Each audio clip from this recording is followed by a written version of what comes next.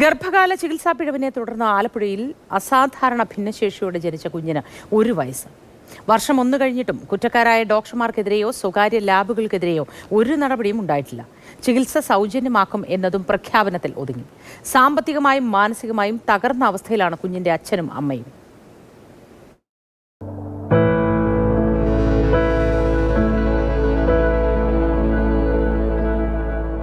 ഇവിടെ ഒന്നാം പിറന്നാളിൻ്റെ ആഘോഷമില്ല. ബലൂണുകളില്ല, തോരണങ്ങളില്ല, മുറിക്കാൻ കേക്കുമില്ല. എവിടെയും മരുന്നുകുപ്പികളും സിറിഞ്ചുകളും മാത്രം.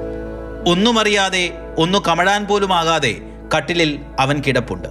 ഇസാൻ മുഹമ്മദ്.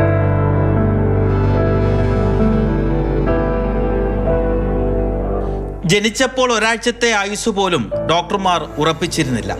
എന്നാൽ 1 വർഷത്തിനിപ്പുറവും അവൻ ജീവിച്ചിരിപ്പുണ്ട്. ദീർഘമായ ഉറക്കത്തിൽ നിന്ന് ഇടയ്ക്കിടയ്ക്കുണരും. വല്ലപ്പോഴും നിഷ്കളങ്കമായ ചിരിവിരിയും. അത് നമ്മെ നോക്കിയാണ്, ഈ സിസ്റ്റത്തെ നോക്കിയാണ്.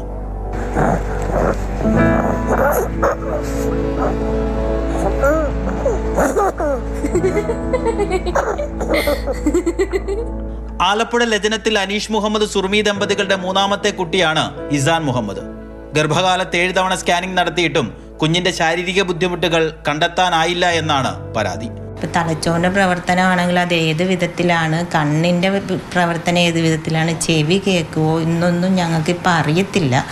ഓരോ ടെസ്റ്റ് ചെയ്യുന്നുണ്ട്. അത് 2 വയസ്സാകുമ്പോഴേ അതിൽ നിന്നൊക്കെ മാറ്റങ്ങൾ ഉണ്ടാവുമെന്ന് പറഞ്ഞപ്പോൾ അതിൻ്റെ ഒരു പ്രതീക്ഷയിലാണ് ഇത്ര നാൾ ജീവിക്കുന്നത്. ടാക്സി ഡ്രൈവറാണ് അനീഷ്. 1 വർഷമായി ജോലിക്ക് പോകുന്നില്ല. കുട്ടിക്ക് ചികിത്സ സൗജന്യമാണെന്ന് പറയുമ്പോഴും പലതിനും പണം ചെലവാക്കേണ്ടി വരുന്നു. നമ്മൾ എൻ്റെ കുഞ്ഞിൻ്റെ കാര്യത്തിൽ ആരോഗ്യ വകുപ്പിൽ നിന്ന് എനിക്ക് ചികിത്സയും തുടർ ചികിത്സയും ആക്കി തരണം. അത് രേഖാമൂലം എനിക്ക് കിട്ടണം. അതാണ് എൻ്റെ ആവശ്യം. കുറ്റക്കാരായ ഡോക്ടർമാർക്കെതിരെ കർശന നടപടി ഉണ്ടാവണം. ഇനിയൊരു കുടുംബത്തിന് ഇങ്ങനൊരവസ്ഥ ലാബിൽ നിന്നോ അല്ലെങ്കിൽ ഗൈനക്കോളജിസ്റ്റ് ഡോക്ടർമാരിൽ നിന്നോ ഉണ്ടാകരുത്. കടപ്പുറം വനിതാ ശിശു ആശുപത്രിയിൽ കുഞ്ഞിന്റെ മാതാവിന് ആദ്യം 3 മാസം നൽകിയ പ്രസവ ചികിത്സ തൃപ്തികരമല്ലെന്ന് വകുപ്പുതല അന്വേഷണത്തിൽ കണ്ടെത്തിയിട്ട് 1 വർഷമാകുന്നു. ആരോഗ്യരംഗം അമേരിക്കയെ മറികടന്നതുകൊണ്ടാകാം കുറ്റക്കാർക്കെതിരെ ഒരു നടപടിയും ഉണ്ടായിട്ടില്ല.